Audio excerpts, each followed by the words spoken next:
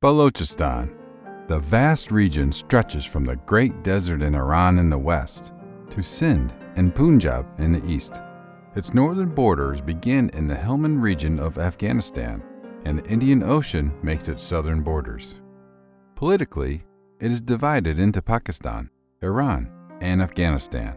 Balochistan of Pakistan is the largest of its four federating units. It makes the southwestern province, which stretches southeastern Iran to Sindh, Pakhtunkhwa, and Punjab provinces, Nemraz province of Afghanistan, and to the Indian Ocean, a region rich in natural resources such as gold, silver, copper, and a nearly untapped source of fish. But the people of Balochistan are living a life of extreme poverty. Contrary to Balochistan's vast size, its population is relatively scarce, accounting for only 3.6% of Pakistan's total population. The very proud people who inhabit it, the Baloch, migrated here in waves during ancient times. They came from the northwestern Caspian region and settled within the harsh Iranian plateau. Balochistan was the meeting place of various civilizations in the region and located in a strategic position.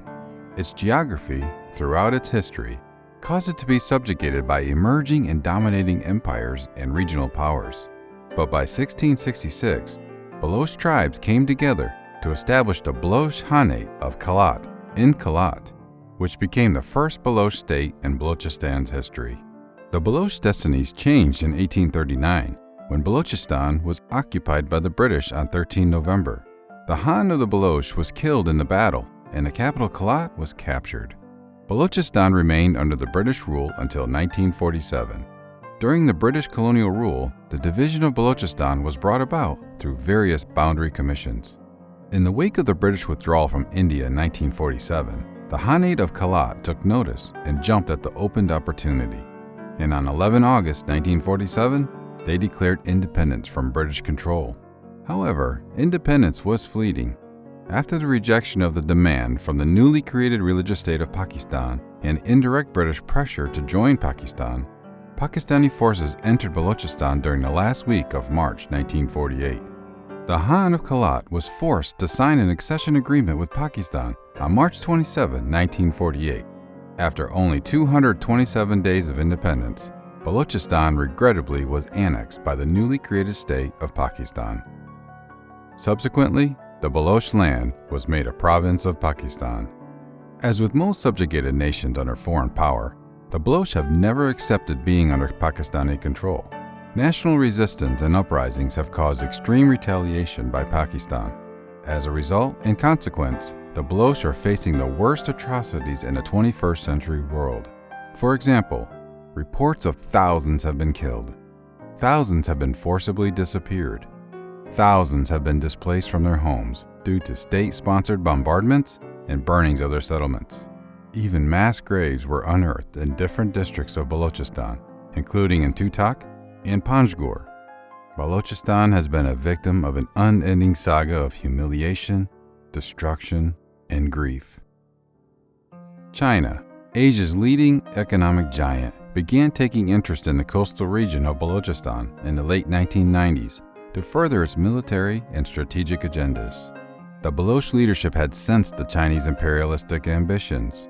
For the Baloch, the construction of Gwadar, which is the agreed port for the Pakistan-China trade route through Balochistan, would bring through an influx of Chinese workers and workers from other provinces of Pakistan, converting the Baloch people into a minority within their own land. Therefore, the Baloch leadership began peaceful agitations to counter the Pak Chinese anti-Baloch plans by organizing the Four-Party Alliance, headed by veteran Baloch leader Nawab Akbar Khan Bugti. However, the peaceful demands were not well received. Pakistan conducted military offenses in response to their demands. The military started offenses in Dera Bugti and other parts of Balochistan. Everyone is after our national wealth, our Baloch national wealth. For example, take the natural gas. It has been flowing through these pipelines for the last 50 years or more to every nook and corner of Pakistan. but not Balochistan. So it is daylight robbery by force of arms. And what happened a few days ago was part of all this. Tragically, these aggressions displaced thousands of people as a result. Has the government approached you for negotiations? जी नहीं. No. Government is negotiating from the mouth of the big tope, with the big gun, with the big thunder. I think it's heard all around the country, that kind of negotiations. They have been given instructions. Myself and Nawabzada Balach Mari, the two of us should be wiped out. All attention should be paid towards knocking us off. Nawab Bukti was murdered in August 2006, and Nawabzada Malash Mari was killed in November 2007, resulting in widespread protests across Balochistan and Sindh.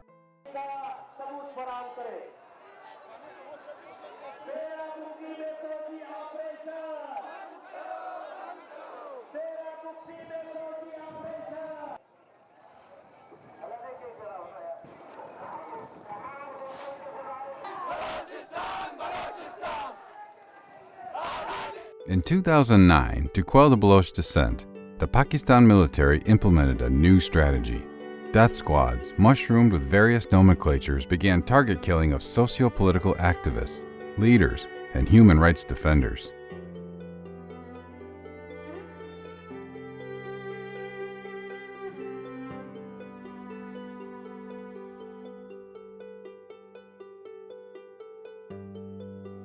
According to the BBC, between 2011 and 2016, more than 1,000 mutilated dead bodies were found. Within the last decade, a rise in killings and enforced disappearances have become widespread.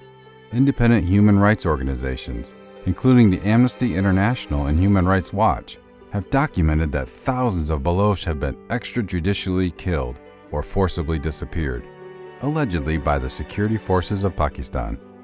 Unfortunately, the victims include people from all walks of life and of all ages and gender, victims as young as 6 months to 70 years old. In 2015, the construction of the China-Pakistan Economic Corridor, CPEC, in the Chinese-led Belt Road Initiative, BRI, caused the uprooting of the Baloch from their traditional abodes. Tragically, many villages have been burned to the ground, displacing thousands for the CPEC projects. As a result of this construction in Gwadar, the fishermen whose main source of food and occupation are now barred from fishing from their traditional fishing pods. Unfortunately, the judiciary has failed to offer any remedy in this relation, and the perpetuation of human rights violations against the people of Balochistan continue unabated and with impunity. Why are the Baloch being treated this way? Because they are resisting the social, cultural, political, and economic exploitation of their land by the religious state of Pakistan. Many actions of the state are in clear violation of the UN Charter on Universal Human Rights. In recent decades, many perpetrators of such heinous crimes have been tried in the International Court of Justice. However, the silence by the international community is incomprehensible. It is high time for the civilized world to act. They should act fast before it's too late for the Baloch.